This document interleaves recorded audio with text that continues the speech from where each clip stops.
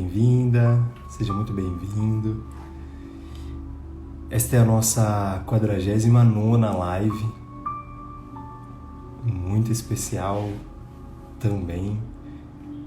Digo especial porque cada momento tem sido único, né? Tanto para as pessoas que nos acompanham, que a gente tem recebido, mas quanto para nós, facilitadores, né? Os terapeutas aqui do Reprogramando Hábitos. Bom dia Thalita, querida, bom dia Maria Helena, Márcia, minha irmã de jornada, Fabrício, meu irmão de jornada, acho que é o Ale, né? Ale, bem-vindo! Acredito que você começou a seguir a gente recentemente, né?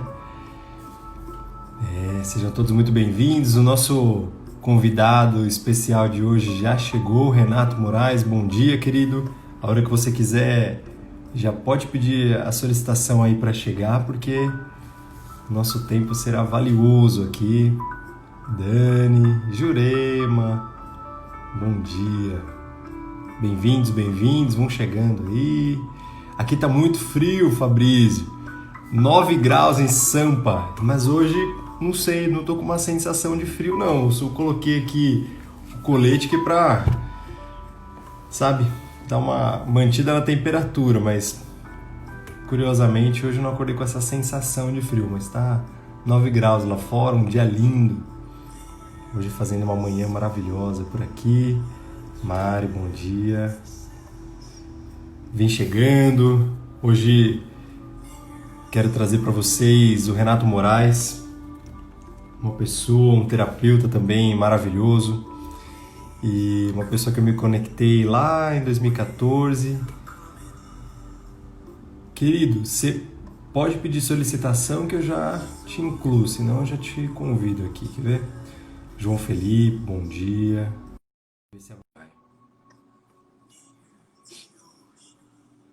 Opa. Dá um minutinho. Opa, espera um pouquinho. Vou te mandar uma solicitação.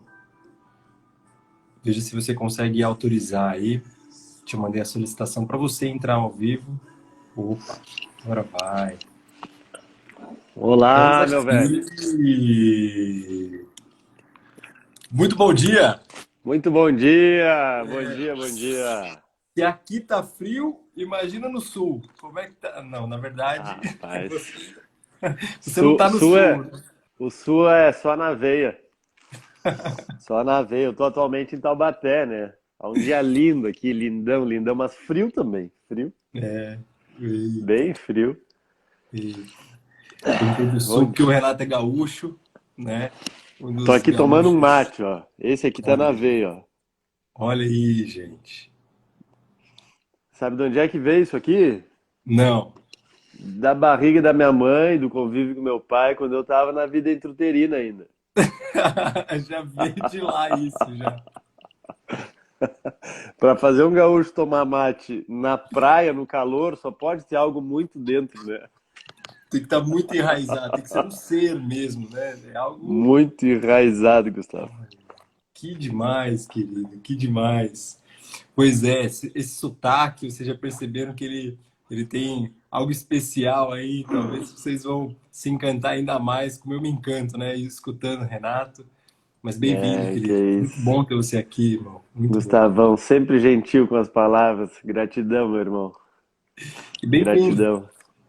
Obrigado, é um prazer estar aqui com vocês, no cantinho de vocês. É, Nossa. já vi pela música que tu colocastes aí agora, pelo teu jeitinho, que é muito acolhedor esse cantinho aqui. As pessoas são muito especiais, quem está aqui. E são mesmo. Prazer enorme estar aqui, viu? Uma honra estar aqui contigo. Um prazer, adorei o convite. Obrigado. E é isso mesmo, o espaço é nosso, na verdade. E eu vou esperar só você terminar de tomar seu mate aí. Não, mas pode, eu tomo meu mate falando. Tá Eu tomo meu realmente mate na falando. veia, né, bicho? Pode, vamos falando. Eu já tô inteiro aqui, ó. Muito bom, querido, muito bom. Queria que você se apresentasse, não sei se nem se como que você se apresenta aí dentro de tantos caminhos que você auxilia a si mesmo, auxilia os outros, mas queria que você já falasse um pouquinho de você, que a gente já Me entrasse em apresento, tema. fala um pouquinho de mim aqui para as pessoas, teu público aqui, poder saber quem eu sou. Isso. Ontem falei um pouquinho contigo. Eu sou uma pessoa normal que gosta de respirar, cara. Mas para as pessoas entenderem assim, da onde que eu venho, o que que eu faço hoje, tá? Eu Uhum. nasci no interior do Rio Grande do Sul, Bagé, e lá me formei em medicina veterinária, estudei medicina, me formei na medicina veterinária. E isso me ajuda muito hoje na terapia, né, o entendimento dos sistemas, de como funciona um corpo. E trabalhei 10 anos, Gustavo, compartilhei contigo numa ocasião já, em multinacionais. E gostava muito até um ponto que deixei de gostar e tive uma transição de carreira, outro dia podemos falar nisso. E depois dessa transição de carreira, eu passei a fazer trabalhos corporativos, né?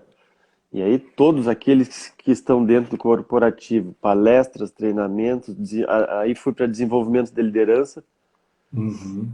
E isso me abriu muitos conteúdos emocionais, porque eu via que tinha pessoas que adoeciam trabalhando. Eu mesmo tive questões próximas a mim, de pessoas que adoeceram. Isso me inquietava muito. E estudando como é Uhum. que se desenvolveu um grupo, né? Como que se desenvolveu um grupo, numa das especializações que fiz, eu acabei me dando conta que eu tinha muitos conteúdos emocionais abertos. E aí eu fui para a terapia. E quando eu entro na terapia, eu entro como paciente, né? Ou Uhum. cliente, seja lá como chamarmos, eu entro na terapia corporal. E eu me encanto com a terapia corporal. Porque tu sabes bem, Uhum. talvez existam poucas coisas melhor que respirar, se é que existem, né? Então eu me Exato. encantei com a terapia. E a terapia que eu encontrei foi a bioenergética, que tem exercícios, práticas e exercícios de respiração para todo o corpo. Então, muito antes da prática de trabalhar e de fazer a formação do renascimento, especificamente, eu trabalhava com a bioenergética. E é Uhum. lindo trabalhar os segmentos, as couraças musculares, por que que nós ficamos contraídos, qual é a relação que existe as nossas emoções com o nosso corpo, aonde que isso impacta na nossa vida, na sexualidade, nos relacionamentos, na capacidade de ter perna para ir realizar. Uhum. Então, vem lá desde os estudos do Reich. Eu me encantei com isso, fui morar numa comunidade terapêutica. Foi aí que eu mergulhei profundamente no corpo. E isso foi de 2011, 2012 e 2013, nesses 3 anos principalmente. Uhum. Quando eu saio da comunidade, eu venho para São Paulo e passo a atender já com a formação do coaching ontológico. Eu acabei integrando as coisas todas, né? Então, são métodos integrativos hoje, né? Uhum. Paralelo a isso, eu trabalho com desenvolvimento de empreendedores através do seminário Empretec, do Sebrae, isso desde 2009. Então, eu consigo ver os dois lados, né? O lado corporativo, né? O do pequeno empreendedor, que é o dos negócios, e o da terapia, que eu, na última década, me dediquei muito, e hoje me dedico 100% do meu tempo. Então, eu me considero privilegiado hoje de poder ter estado lá, saído, voltado, e agora nessa busca, né? Que tu estás também, Uhum. mas que é uma coisa muito inquietante. Eu digo para as pessoas quando estão em sala comigo de desenvolvimento de empreendedorismo, que o desafio hoje em dia é que cada um possa desenvolver o seu negócio, seja lá uma profissão liberal ou o seu negócio como empreendedor, com saúde, porque técnicas para fazer o negócio andar já se sabe, já se tem. Agora, como é que eu chego com saúde do lado de lá? Isso está diretamente relacionado com a terapia, e a terapia está diretamente relacionada com a infância e com a adolescência, e a infância e a adolescência estão diretamente relacionadas com a vida intrauterina, com o parto, com o nascimento e com a concepção desde então. E há quem diga, se nós formos ir para a linha sistêmica, que não é o assunto de hoje, nós vamos manter no nosso foco, que nós temos 7 gerações que impactam na nossa vida hoje, sistemicamente. Bom, então, se isso já existe, já estou entrando no assunto, Gustavo. Lindo, lindo demais, porque eu Se ia. isso... Vai. Não, não, só para que bacana mesmo, da forma como você se apresenta. E eu estava pensando mesmo, né? Olha que interessante o impacto, né, desse tema que a gente vai trazer hoje, que é ali de onde tudo começa, né, da nossa concepção, né, da nossa concepção em diante, ou, como você diz, impactos transgeracionais, né, como a gente já vem até trabalhando aqui alguns temas também, a gente já chegou a falar de sistemas, de constelações sistêmicas, enfim, mas é lindo porque você vem, para as pessoas que não te conhecem ainda, como uma pessoa que, como você falou, esteve dentro, se trabalhou, se observou, saiu e hoje serve, né? E hoje essa sua fala é linda, porque o quanto a gente pode entregar melhor, e eu escuto isso com certa recorrência mesmo, né? Pessoas que se permitem um desenvolvimento, né? Terapêutico, em coaching, né?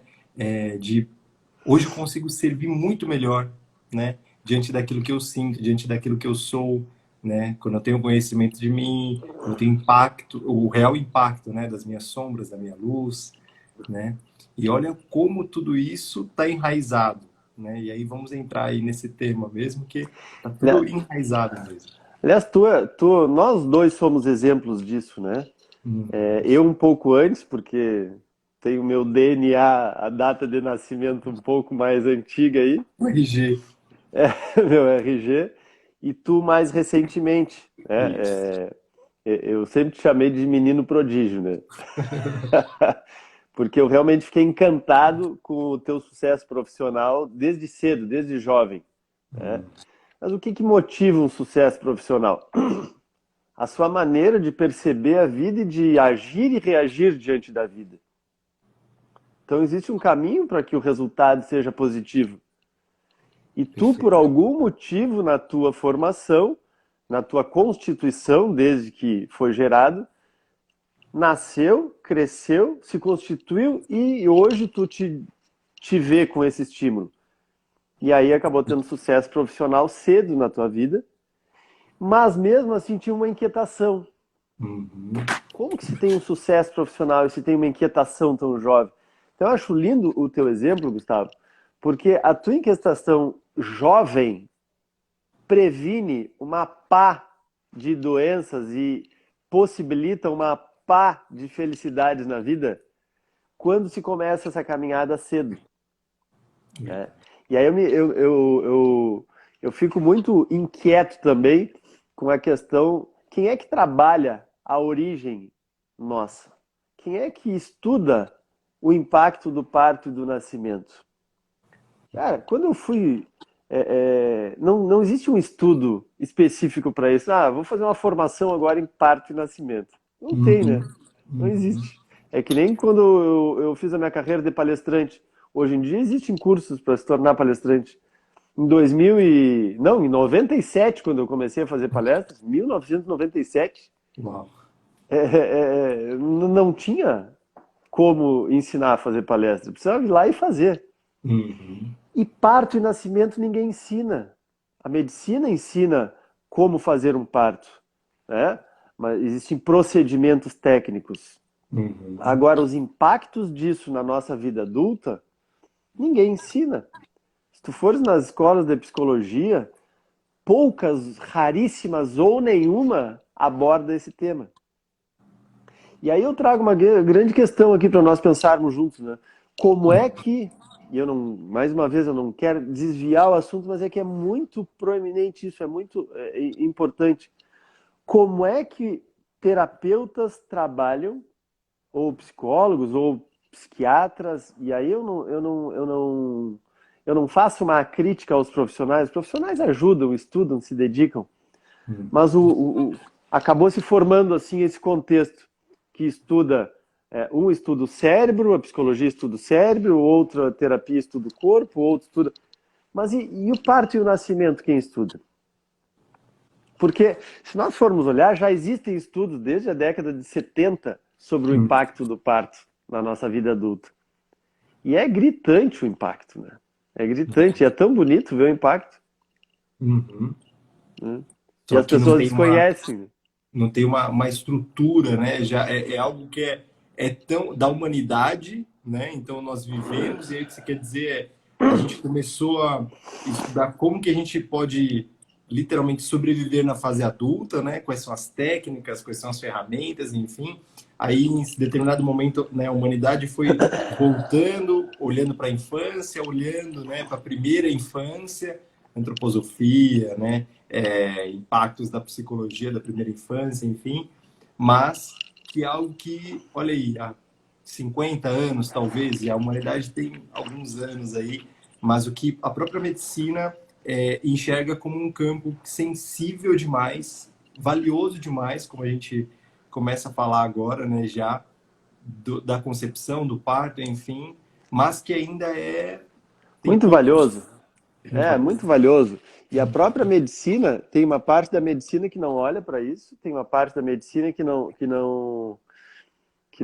olha para o que não é científico, né? Então, apenas calcado. Só que hoje em dia já existem muitos estudos científicos do impacto do parto, do nascimento na vida adulta. Existe uma literatura grandíssima do renascimento que trabalha com essa área também.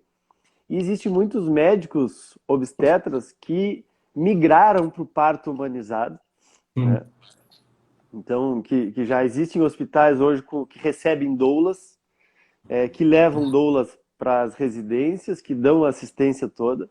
Então, quando o parto humanizado entra como uma via, como uma luz no fundo do É. túnel, né? E que bom que essa luz se aproxime, aí as coisas começam a melhorar. Porque o nosso parto por si só é muito traumático, né? O nosso parto, por mais natural que ele seja, é muito traumático. Então, não é só o parto com cesariana que é traumático, ou um parto com problemas que é traumático. O parto por si só é muito traumático, né? Então, é preciso entender o todo, né? Nós nascemos da onde? Do espermatozoide e de um óvulo que se juntam e fazem uma única célula ali, né? Ou melhor, duas células se juntam. Essas duas células se multiplicam em 4 células, 8, 16, 32 e vão se multiplicando. E quando elas se multiplicam, elas vão formando estrutura celular. A nossa estrutura celular ela é cheia de tubos, né? De conexões. Agora lembrei da música da Tigre, né? Tubos e conexões. A nossa estrutura celular é assim. E Uhum. o nosso corpo se organiza da mesma forma, desde então. Então nós estamos lá, agarradinhos como uma célula no útero, e aí nós crescemos ali. Então veja bem, o útero, ele começa a crescer, ele já é de um tamanho muito maior que uma pequenina célula, né? Então desde que nós somos gerados, nós temos um grande espaço para viver, que é o útero. E esse grande espaço para viver nos dá a liberdade de ir crescendo com segurança, com alimentação, com oxigênio. Nada nos falta lá dentro. E nós temos espaço. A partir do quinto mês nós vamos, né, mexendo mais e mais, assim. Nós vamos crescendo, vamos mexendo os bracinhos, né? Então, no início não tem braço, mas se desenvolve pela cabeça, forma a coluna vertebral até que os membros saem. E aí o bebê começa a se movimentar dentro do útero, né? A mãe sente ele se movimentar, sente chutar depois. Até a metade da gestação nós vivemos num paraíso, Gustavo. Porque tem alimentação, nutrição, tem proteção. Nós vivemos num ambiente quentinho, silencioso, numa penumbra. E eu digo numa penumbra porque se a mãe está num dia de sol, como tem hoje aqui em Taubaté, entram raios de sol, e o bebê vê uma luminosidade lá de dentro. Existem já pesquisas que mostram que é possível que isso aconteça, que é real. Só que no meio da gestação para frente, já começa o bebê crescer mais e aquele lugar que antes era tão confortável começa a deixar de ser. E aí eu quero abrir um parêntese agora para nós fazermos uma breve analogia com o momento que nós estamos vivendo, né? Do coronavírus agora, o Covid-19. Porque nós vivíamos num ambiente onde estava, teoricamente, tudo bem. As pessoas trabalhando, fazendo as suas questões, né? E de repente, e eu digo de repente porque eu estava ministrando uma jornada de autoconhecimento no final de semana. Então nós entramos para a jornada. Quando nós saímos da jornada, tinha o caos instalado. Mudou tudo. Então aquele ambiente protegido, com alimentação, tipo um bebê no útero, né? confortável. Quando nós saímos de lá, mudou tudo. Então o bebê, ele também passa por esse processo de transformação desde o início.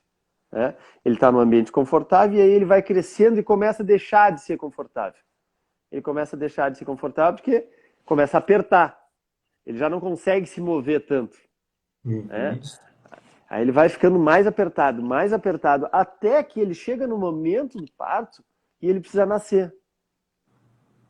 Então, só esse período breve aqui que nós passamos da gestação agora de 9 meses, todas as influências, toda a emocionalidade da mãe, tudo que a mãe sente, fala, percebe, se ela fuma, se ela bebe, se ela discute, se ela tem uma crise no relacionamento, tudo isso está sendo impactado na vida e na formação, na constituição celular e neural do bebê. Então, não é assunto de hoje, mas se nós formos entrar no processo da vida intrauterina, a constituição do caráter esquizoide, por exemplo, uma denominação do Reich e do Alexander Lowen, depois usou também, depois o Kelleman também usou, outro tipo de... mas se dá na vida intrauterina. Então nós pegamos assim, mães que têm conflitos durante a gestação. Aquele útero que é irrigado, que recebe muito sangue, que está quentinho, confortável, que é macio. Quando o conflito existe, qual é a nossa relação com o mundo? Eu ataco, ou fujo, ou congelo. Para isso eu preciso de sangue nas extremidades. Então o sangue do útero vai para as extremidades. A mãe fica alerta no conflito. Tem menos sangue no útero. Esse útero fica frio, duro, enrijecido. De forma que o bebê toca no útero, ele se contrai de novo. Toca no útero, se contrai de novo. A energia dele vai para a cabeça. Então tu vai ver pessoas com essa característica esquizoide, e esquizoide aqui, para quem está nos ouvindo, não tem nenhuma relação com esquizofrenia, não é uma patologia, é uma constituição do caráter, e caráter também, eu estou sendo fidedigno à denominação do Reich. O caráter não tem a ver com valores, é a constituição da nossa personalidade, desde celular. Ótimo. Que vai formar como que nós agimos e reagimos ao mundo depois na vida adulta, como que nós percebemos o mundo e reagimos a ele. Ótimo. Então, nessa vida intrauterina, forma o caráter esquizoide, que são pessoas que têm até um tipo corporal específico, pessoas mais retilíneas, que raciocinam mais, que se conectam menos emocionalmente. Então, se nós pensarmos no Steve Jobs, era um tipão assim, de caráter esquizoide. Se nós pensarmos em Renato Russo, era um tipão de caráter esquizoide. Então, isso acontece quando a mãe passa por conflitos. E aí, claro, tem todo o lado da dor do esquizoide, que tem uma dificuldade de existir no mundo também. Isso tudo vem da vida intrauterina. Como que a mãe viveu a sua gestação. Então, pessoas que gostam de estar mais isoladas, têm medo de se colocar, dificuldade de se colocar. Essas pessoas entram em processos terapêuticos e o que eu ouço, de clientes é: nossa, mas eu nunca tinha ouvido isso. Isso faz tanto sentido para mim. Eu realmente gosto de ficar no meu cantinho. Eu gosto de pegar uma caneta, escrever. Eu preciso do meu casulo. Eu me sinto mal em ambientes diversos, mas eu tenho muitas ideias, muitas ideias. Quantas pessoas assim, e que se vão para uma sessão de terapia, nós precisamos, em primeiro momento, respeitar o jeito de existir dessa pessoa. Então tá, eu trouxe um exemplo do que acontece na vida intrauterina. Pode ser que a mãe tenha um conforto emocional, financeiro, já muda o contexto que está recebendo aquele bebê lá dentro, né? A minha irmã, ela colocou a Enya para minha sobrinha escutar durante toda a gestação. Hum, E, cara, é impressionante, né? fica. A relação como fica depois, né? É uma Uhum. relação N, assim, sabe? Uma relação bem daquelas nova era, né? Essa relação bem nova era, digamos assim. Eu É, queria desculpa te interromper, até porque o Fabrício tinha acabado de falar, né? Quando você falou faz sentido e faz mesmo, né? Para que as pessoas façam essa conexão, até como você fez essa analogia com o momento presente, né? Quando você está falando mamãe, né? Não é para quem é mãe, né? Não é só para quem é mãe, mas é porque todos nós somos filhos, né? E é então o quanto eu trago inconscientemente ou não, né? Se você já tem uma jornada, se você já começou a olhar para essa vida, mas o quanto eu tenho no meu registro, né? Lá no meu registro límbico, né? Faz parte da minha programação, talvez, o que eu estou vivendo agora, os meus incômodos atuais, né? Os meus desafios emocionais atuais. Então, atuais é legal não só né, esse momento de pandemia que vivemos, né? Se eu estou recluso, se isso me agrada ou não, se eu estou, quando eu estou diante da incerteza, se isso me agrada ou não, né? Como eu lido com isso, mas também na fase adulta natural, né? Quando você fala ali de lidar com as próprias emoções, lidar com a emoção do outro, lidar com relacionamentos, né? Você está dizendo tudo isso e percebo que ele só começou a falar aí dessa vivência intrauterina e de um fato, né? Olha só, num determinado momento era confortável e passou a não ser. E aí a forma como a gente se programou lá atrás, muito provavelmente é a forma como a gente aprendeu a lidar, né? E aí a gente replica e replica e replica. É quer isso? ver trazer mais exemplos, porque é legal para o pessoal entender, né? Uhum. Então, quando nós nascemos, é muito sabido pelas pessoas a história da borboleta, né? A borboleta, ela é uma lagarta Uhum. que constrói um casulo, fica ali dentro desse casulo, né? E lá dentro ela tem uma transformação e depois ela nasce, né? Ela sai do casulo borboleta. E diz a lenda que um homem foi e cortou o casulo porque a borboleta estava com dificuldade de nascer. Ele foi lá e cortou com uma tesoura o casulo para ajudar a borboleta a nascer. E que, naquele momento, a borboleta sai do casulo, mas sai rastejando e não consegue voar, porque ficou com as asas atrofiadas. Que a força que a borboleta precisa fazer para sair do casulo é a que irriga e lubrifica suas asas e que dá a sustentação para que ela possa voar depois. Então ela fica com as asas atrofiadas. Apenas um pequeno resgate aqui da história da borboleta. E para quem Quando...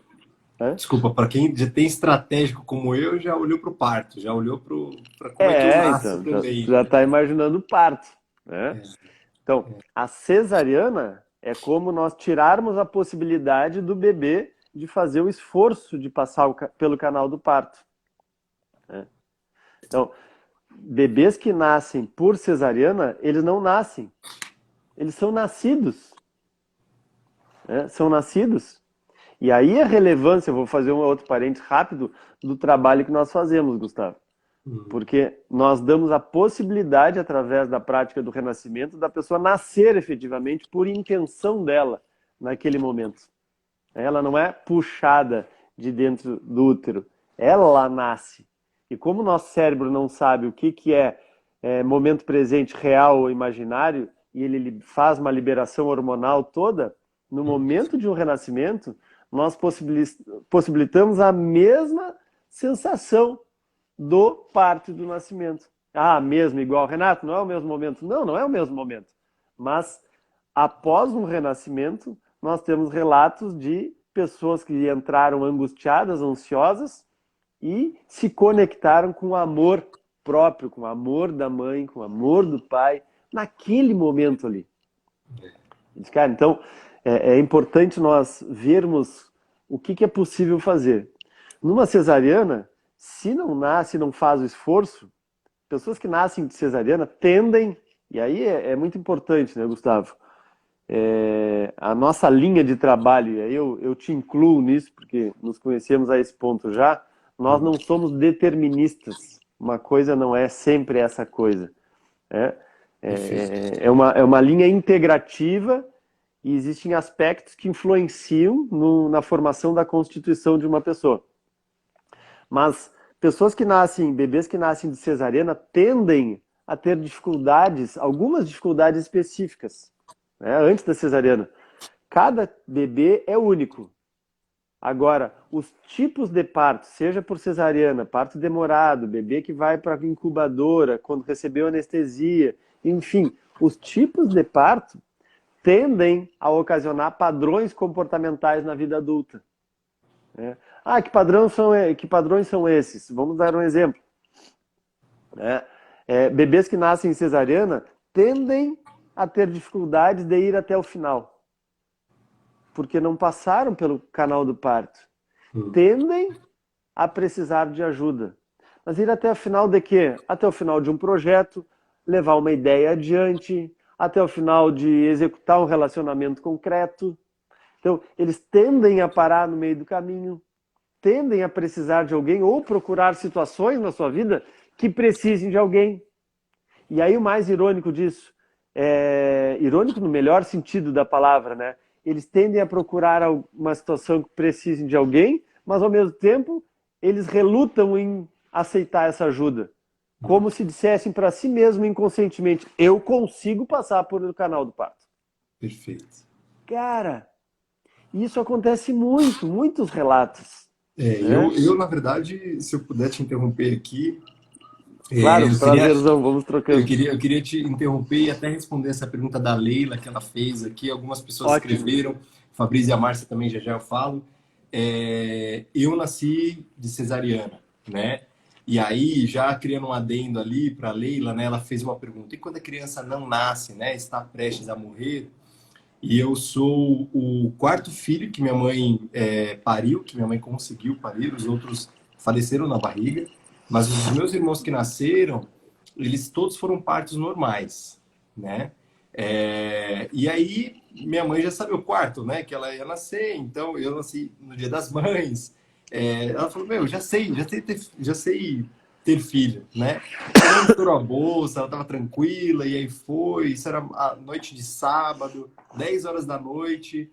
E aí foram pro hospital, meus pais, enfim. E aí contrai aqui, dilata ali, né? Então todo um canal do parto ali, eu não nasço, o Gustavo não nasce.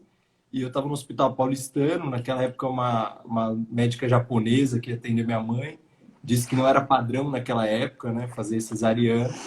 E aí ela falou, se a gente não fizer cesariana, ele começa a entrar em sofrimento fetal, né? E aí, só quando eu nasci, onde eu quero chegar aqui, né? E aí, minha mãe aceitou cesárea, ela não era a favor, enfim. Minha mãe veio numa linha bem naturalista, de uma bisavó que teve 15 filhos, que pariu no interior lá de Pernambuco, enfim. Mas ela teve a intuição e a medicina, né? Como em prol da vida, de que se eu não tivesse feito uma cesárea, eu não nasceria. Só depois que eu nasci que descobriram que eu nasci com uma luxação congênita no quadril. Então não teria forças para nascer. Mas esse padrão, que interessante, porque você não conhecia, né, essa parte da minha história, porque quando eu busquei os meus primeiros renascimentos, né, como cesárea, eu também olhava, e aí é legal o que você falou de não é determinista, né? Eu olhava e falava, cara, não espero nada, né? Eu não espero acontecer, eu vou lá e faço, né? Um dos meus talentos é realização, tanto quanto eu sou movido a realizar coisas, né, na minha vida, mas eu pego aí, cada um é uma predisposição do caráter, talvez, né? Diante dos partos, é o que eu predisponho aquele ser a dar o significado. E o significado que eu dei era exatamente o que você falou. Durante 22 anos, 23 anos da minha vida, eu vivi um padrão de ter que provar para todo mundo que eu conseguia nascer, sabe? Ter que provar para todo mundo que eu Não, tá vendo? Ó, eu tô aqui, tá vendo como eu consigo nascer? Fazendo força no trabalho, força nos relacionamentos, E que sabe? por um lado te levou a conquistar, o que é Sim, ótimo esse lado. perfeito, A perfeito. aprender, a melhorar habilidades, a estudar, a se qualificar, né? Tem um lado que é um impulso, que é um impulso, né? Perfeito.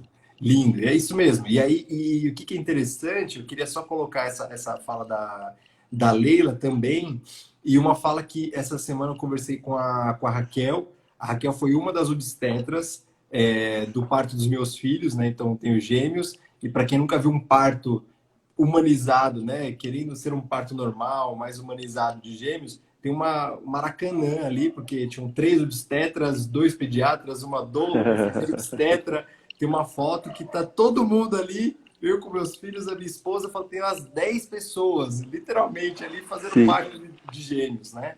O quanto é dificultoso. Mas uma fala dela a gente sabe, né, o quanto para as mães que nunca foram mães, né, o quanto é desafiador, né? É um momento crucial, né, para ela, para a vida que ela gera, a responsabilidade e num momento como esse gera muita ansiedade, sim. Mas eu acredito que esse tema ele vem de encontro a para quem, né, é filho, né? E para quem é mãe, né, para quem vai ser mãe, para quem é gestante, para quem vai ser gestante, eu acredito que existem escolhas que nós podemos fazer de forma consciente, né? Sim. Como que você está falando. Eu vou marcar uma cesárea, né? Eu vou marcar uma cirurgia para meu filho nascer, eu vou escolher o dia dele. A gente não está dizendo aqui das escolhas emocionais inconscientes que a gente, né? O significado que meu filho vai dar para o parto, porque eu também posso nascer de parto normal e ter um padrão, um caráter, enfim, que eu tive. Claro, porque não é determinista. Depois nós respondemos a Jurema aqui, ó, do Ótimo. cordão no pescoço. Não é determinista. Senão seria muito. É muito. Tu nasceu de cesariana, agora então tu tem esse comportamento diretamente. Não. Tende a. Por que tende a? Porque na fase da primeira infância ainda está em formação e tem muitos estímulos que vêm da mãe, do pai.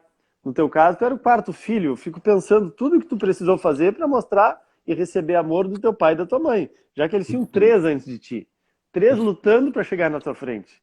Então, claro que tu precisou te virar nos 30, desde pequenininho.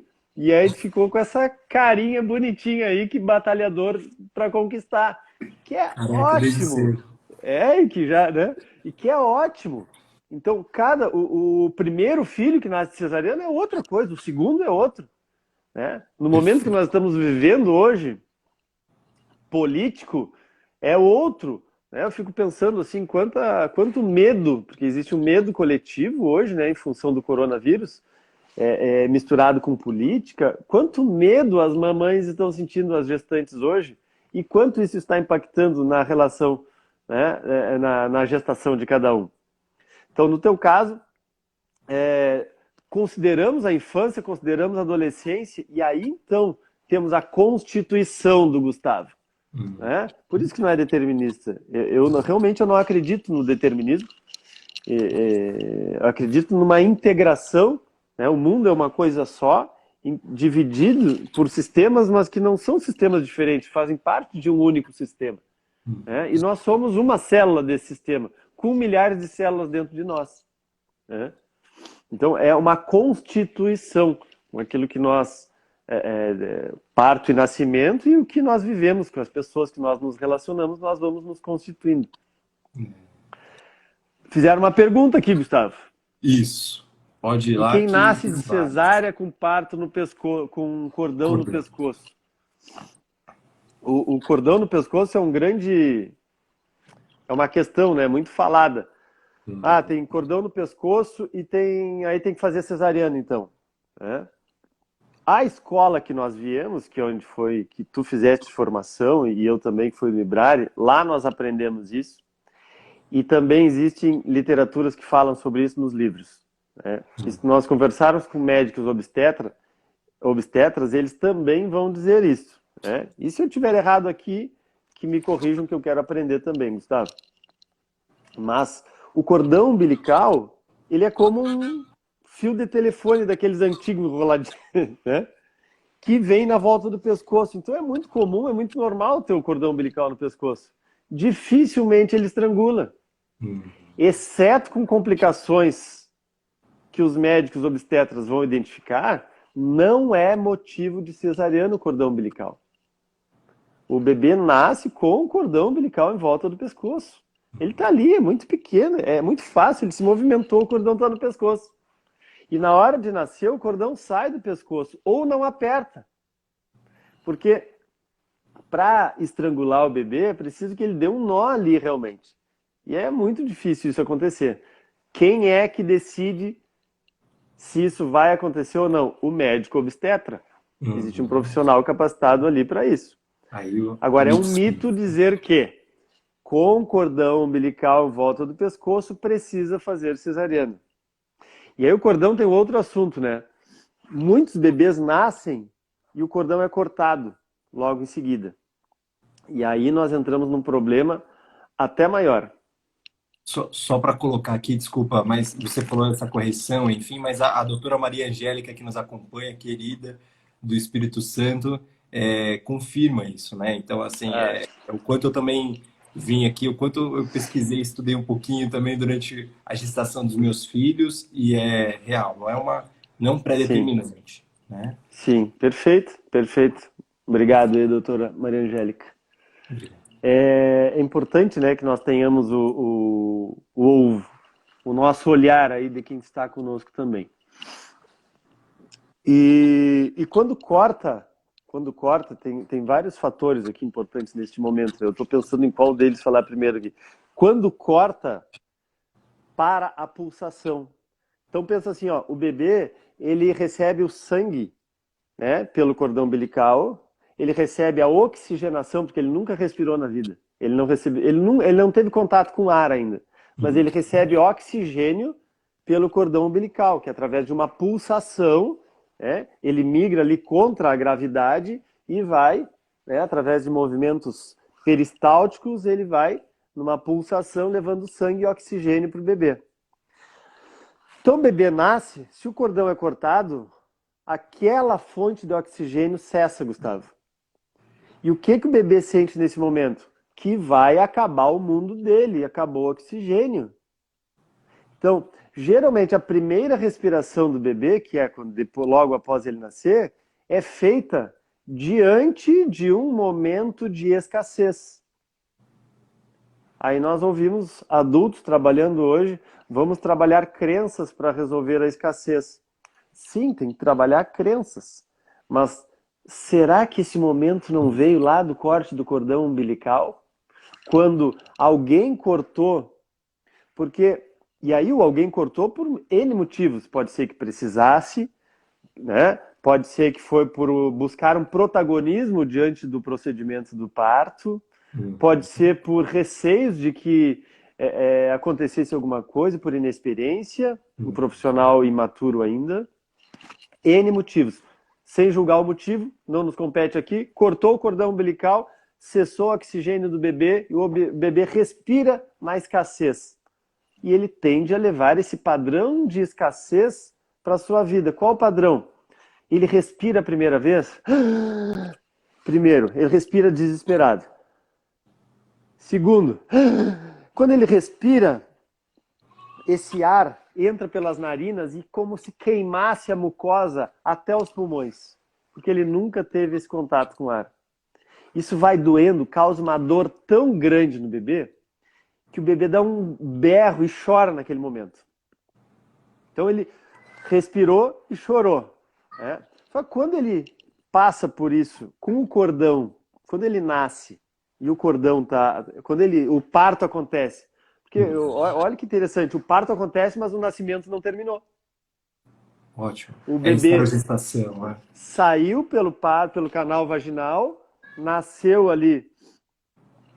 entre aspas, mas o cordão tá ali, ele tá nascendo ainda, ele ainda não respirou, ainda não acabou o nascimento. Então, se nós mantemos o cordão umbilical mais tempo, e aí e existem indicações para até 12 horas, existem procedimentos que a placenta vem junto para esperar que pare a pulsação, enfim. Se nós esperarmos terminar, esse é o ponto, terminar a pulsação, se consegue acordar o cordão e o bebê respirar antes disso, nós temos duas fontes agora de prover oxigênio. O cordão que está pulsando e a respiração no tempo do bebê, porque ele vai respirar. E esse tempo de respirar é que a equipe que não curou o seu parto, e a palavra cura é delicada, mas que não trabalhou e ressignificou o seu próprio parto, os seus medos de nascer, transfere para o médico, para a doula, para a enfermeira, para o pai que está do lado, todos esses medos. Então, se isso é natural a nós e o parto por si só é traumático, é crucial que todos nós tratemos e ressignifiquemos o nosso parto para que no ambiente do nascimento nós não passemos esse medo para a mãe e para o bebê. E aí o médico consegue esperar aí, que entra o parto humanizado. Né? As pessoas às vezes dizem, não, o parto humanizado é uma loucura, o bom é estar no hospital, no ambiente protegido, com médico. Mas quem diz que o parto humanizado não é no hospital com médico? Ele não precisa ser em casa. Ele pode ser em casa, pode ser numa banheira, pode ser numa piscina, mas geralmente ele é no hospital. Aliás, o parto humanizado, ele tem pilares, né? Ele tem o protagonismo da mãe, para nós aceitarmos ali a vontade da mãe, que é o mais importante. Ele tem a segurança de todos os procedimentos médicos, né? E ele tem o trabalho em equipe. Isto é, alguém dando conforto e cuidando da gestante, da mãe ali, naquele momento. Então, isso é o parto humanizado. Perfeito. Então, quando nós nascemos dessa forma, saímos de lá daquele quentinho, do escurinho, nós vamos para a luminosidade, com ruídos, é um grande trauma para os nossos ouvidos, para a pele. Nossa, estou falando rápido porque o nosso tempo é curto aqui. Isso tudo vem para a nossa vida adulta. Então, tu pensa assim, bebês que nascem prematuros. Nós temos hoje 55% de cesarianas no Brasil, Gustavo. 55%. Percentual admitido e recomendado pela ONU, recomendado pela ONU é até 15%. Uhum. Cara, é muito parto indiscriminadamente. É muito. Está na hora de dar um basta nisso, de parar de olhar para isso. Então existe sim na Europa uma tendência a partos humanizados hoje. Existe um foco de investimento nisso. E aqui no Brasil está se olhando cada vez mais. Mas o Dr. Frederic Laboyer, desde 70, que ele cunhou esse termo do parto humanizado, ele nos diz o quê? Olha que legal. Que as pessoas que passam pelo parto humanizado, isto é, de uma maneira a promover o mais perto da natureza, elas tendem a se tornarem adultos mais cooperativos, mais empáticos, que criam relações mais harmoniosas. Então, quando o bebê nasce, ele sai pelo canal vaginal, e qual é o normal? O ideal do parto humanizado, ele está com um cordão umbilical ainda, e ele é depositado por sobre o ventre da mãe, que ainda tem aquele espaço ali, porque ele saiu de dentro, vem para fora, fica em conexão com os batimentos cardíacos, a mãe acolhe, e ali ele recebe o amor da mãe, naquele momento, mesmo antes de mamar, ele recebe a nutrição da sua alma. Então pensa assim, ó, o que um cachorrinho faz quando nasce? Ele mama e recebe muitas lambidas da cadela mãe dele. O que faz uma ovelhinha? Mama e recebe umas narigadinhas da ovelhinha também. O que faz uma girafinha? Mama e recebe muito amor da sua girafa também. É muito claro que nós humanos precisamos mamar na mãe e receber o amor. Agora, muitos procedimentos ditos e justificados cientificamente são feitos no momento logo após o nascimento. E aí desconecta a mãe, porque nesse momento do parto existe o pico de ocitocina. E o pico de ocitocina da mãe é um hormônio produzido durante a gestação que protege o cérebro da mãe, do bebê, do seu funcionamento, né? E ele tem um pico após o parto. Esse pico de ocitocina é responsável, quando o bebê está junto com a mãe, por criar laços de união entre mãe e filho. O imprint, né, que chamam, né? O imprint. Tu tanto que se tu interfere muito num animal na hora do nascimento, ele talvez até rejeite aquele filhote. E aí tu pensa, com essa conexão amorosa gerada no momento do parto, quão mais amorosa serão as relações desta pessoa ao ser adulto? Muito bom. E aí, claro, tem pessoas que conseguem conviver com amigos, profissionalmente, com a família, conseguem se relacionar, ascendem para se tornarem líderes, e outras não. Que engraçado, né? Se está tudo aí, nós já sabemos o que é necessário fazer para se tornar um líder. Está no Google, está nos livros, não tem mistério nenhum. Né? Que Mas parte por da minha quê? essência não concebe isso, não acessa isso, né?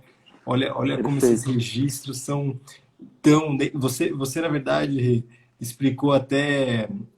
a Maria Angélica chama isso de hoje nós falamos, doutora Maria Angélica, de amor ao encontro, né? Cuidado e muito carinho na recepção, né? A minha equipe da doutora Isis, doutor Igor, aqui de São Paulo, eles falavam justamente isso, né? De falar, meu, a gente está aqui para receber, né? Nós somos as pessoas só que estão aqui para receber primeiras mãos, né? Talvez sim ou não, né? Mas é muito, como a Bruna está colocando, uma dificuldade de achar obstetra que faça parte normal humanizado.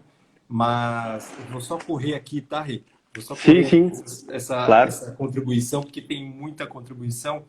E, Bruna, eu acho que o Renato trouxe mesmo o quanto do próprio obstetra, do próprio profissional, né? Antes dele, ele precisa romper as próprias amarras, né? As próprias vivências, né, com o próprio parto, antes de possibilitar isso para o outro, né, para outros também, né? E como o Renato mesmo falou, o nosso vínculo com as crenças transgeracionais, né, ou seja, aquilo que a minha família já faz, aquilo que é de prática. Quando eu falei da minha bisavó, por exemplo, e aí olha como acarreta, né, uma mulher que nunca foi mãe, que vai ser mãe, que é uma responsabilidade imensa. Você é mãe, você sabe disso.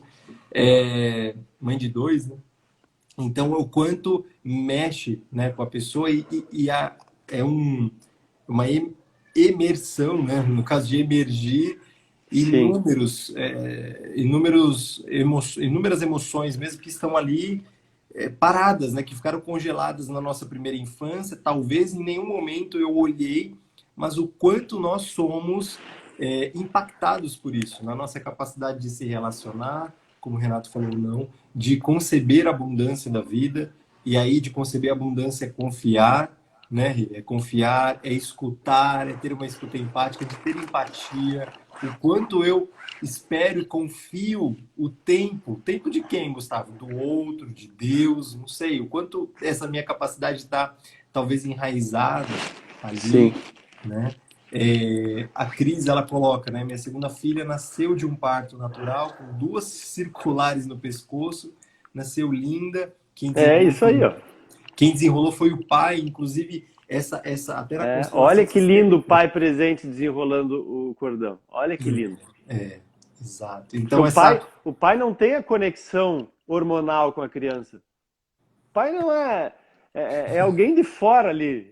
Esse momento é da mãe da criança. Então é exato. preciso algum momento o pai poder se conectar. Por isso que é tão grave quando os pais não estão presentes lá na gestação e lá. Isso mesmo. E aí você já até comentou, só para finalizar, tem duas falas aqui, da Graziella, né? Quem nasce de eclâmpsia, né? A mãe ficou em coma por 5 dias. E a Bruna perguntou também quem precisa ficar numa incubadora. Acredito que você colocou aqui, porque é a relação com a mãe, né?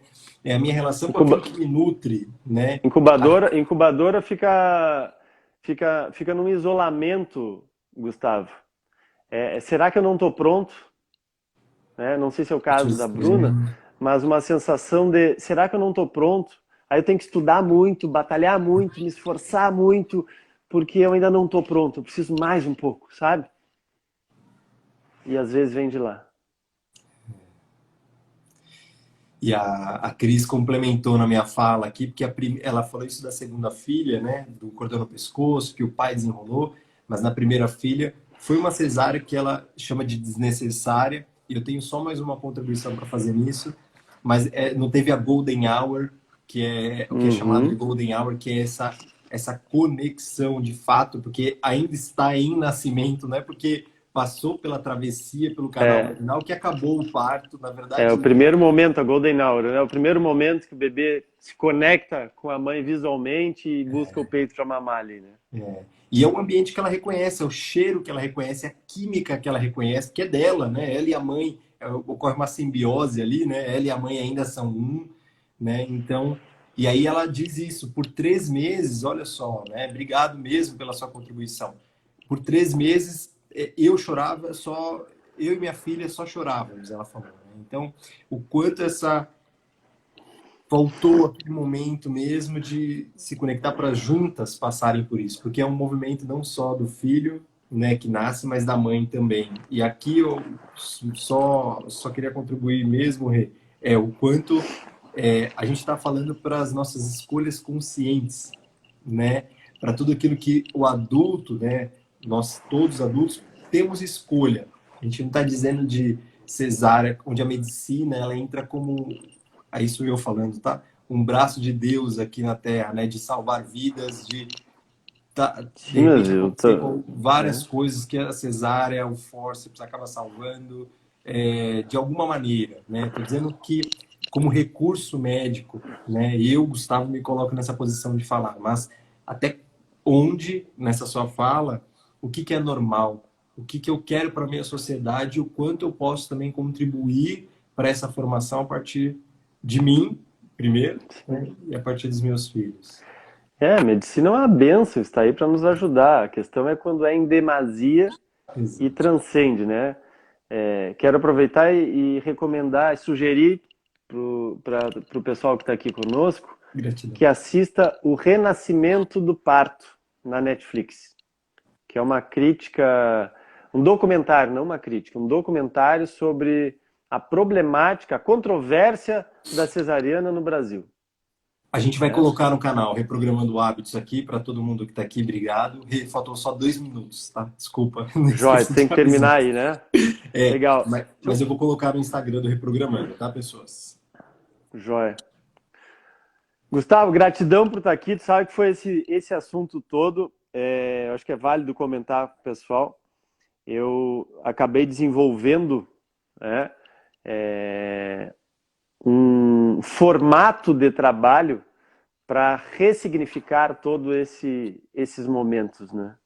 Então, depois de trabalhar muito com atendimento individual e grupos e ver o impacto que tem o trabalho do parto e do nascimento, acabei desenvolvendo um trabalho para ressignificar todo esse momento. E acredito muito nisso. Quero deixar meu convite aqui para que, se quiserem conhecer um pouco mais, é só seguir o @Renato Moraes com I. E nós vamos estar em conexão aí, sempre juntos. Daqui a uns dias eu te quero lá também, fazendo uma live comigo, viu? Com certeza, vamos sim, Quero Renan. aproveitar e mandar um abraço para o Fabrício. Nós não temos uma relação próxima, porque eu não tive muito contato com ele, mas já participei de alguns grupos que ele recebeu e eu vi também, então tenho uma admiração muito grande por ele também. Gratidão Obrigado. pelo convite. Eu vi que ele estava aqui.